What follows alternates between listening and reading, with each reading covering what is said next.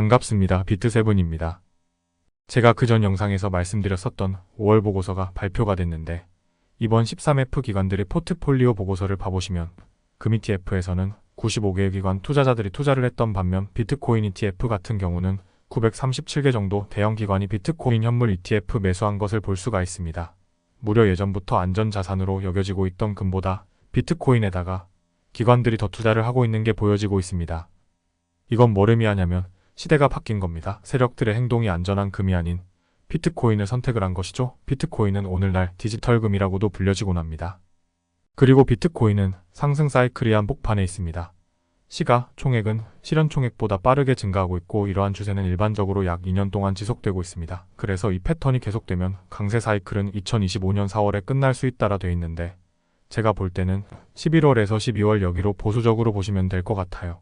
그렇지만 막상 갔더니 생각보다 개인 투자자들이 많이 들어오진 않았으면 좀 기간이 더 갈 수 있겠네 하면서 2025년으로 넘기는 그런 식으로 예측을 조금씩 보수적으로 보셨다가 늘려나가시면 되실 것 같습니다.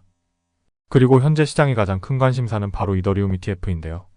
SEC가 이더리움 현물 ETF 승인할 것인지 거부할 것인지 근데 현재 여론 분위기는 거부할 가능성이 매우 크다라고 보고 있는데 제가 볼 때도 이번에는 안 될 가능성이 굉장히 크다라고 보고 있습니다.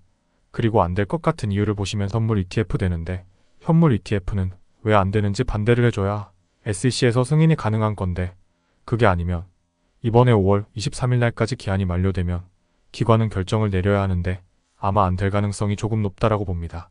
그렇기 때문에 단기적으로 이더리움 현물 ETF가 거절되면 시장이 조금 흔들릴 수는 있겠지만 본질적인 이더리움 가치에는 문제될 게 없다라는 겁니다. 그리고 올해 미국에서 대통령 선거가 있습니다. 투표는 11월 5일이 되겠는데 조 바이든이 될 경우 이더리움 ETF 발행을 요청하는 사람들은 몇 년 전 그레이스케일이 한 것처럼 SEC를 고소할 수 있을 건데 만약 도널드 트럼프가 이긴다면 SEC의 정권의 교체가 예상되며 게리 갠슬러는 아마도 반대가 덜한 누군가에 의해 대체될 수밖에 없을 겁니다. 이 경우에는 신청자들은 새로운 요청을 제출하기만 하면 되기 때문입니다. 그리고 이제 이것도 포물선의 형태로 가격이 오르고 있는데 좋은 흐름을 보여주고 있어요. 2017년 사이클을 보면 이때는 되게 포물선 가격이 가파르게 급하게 오른 게 좀 있는데 항상 비트코인 일상승장 마지막 부근에서 2017년은 생각보다 너무 빠르게 올라서 빠르게 마무리가 된 경우가 있습니다.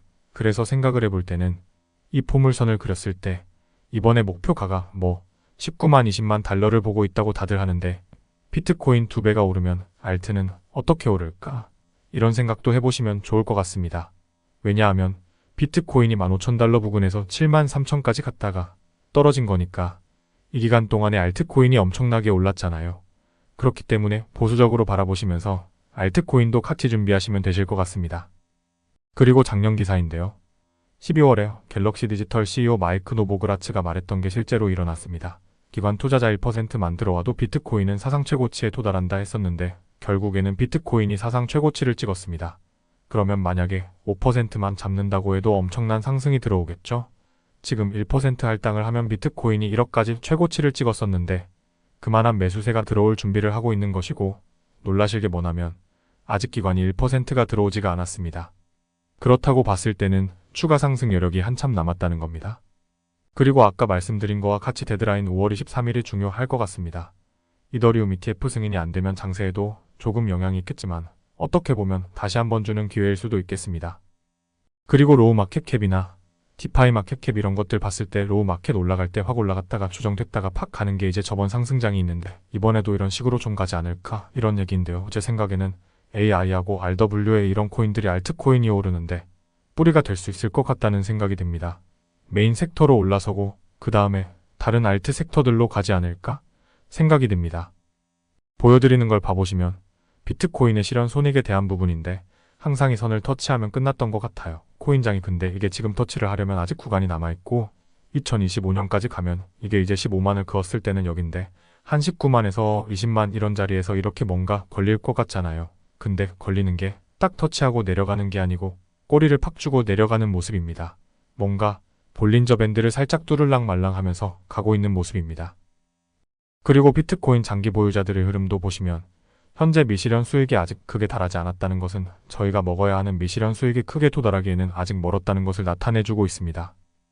블록미디어에서 5일 전에 뉴스 기사 나온 것도 봐보시면 미국에서도 현재 트럼프가 대통령이 되면 비트코인이 더 많이 올라갈 거라는 말들이 많은데요. 트럼프가 당선되면 옛날에 무슨 일이 있었냐면 과거에 트럼프 행정부에서 발행했던 국채 규모가 현재 바이든 행정부보다 4배가량 큽니다. 트럼프가 당선되면 미국의 재무 위기가 부각되면서 현 정부와는 반대로 약달러 시대가 올 수가 있을 겁니다. 달러가 약세로 전환되면 투자자들은 대체 투자 자산을 찾을 가능성이 높아질 수밖에 없는데, 왜냐하면 화폐 가치가 떨어질 수밖에 없습니다.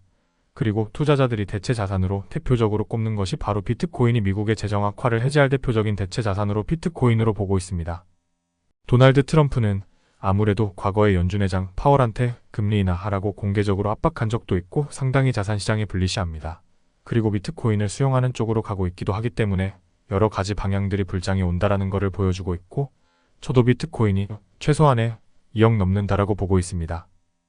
오늘 영상은 여기까지 하겠습니다. 영상이 도움이 되셨다면 구독과 좋아요 부탁드리겠습니다. 감사합니다. 비트7이었습니다.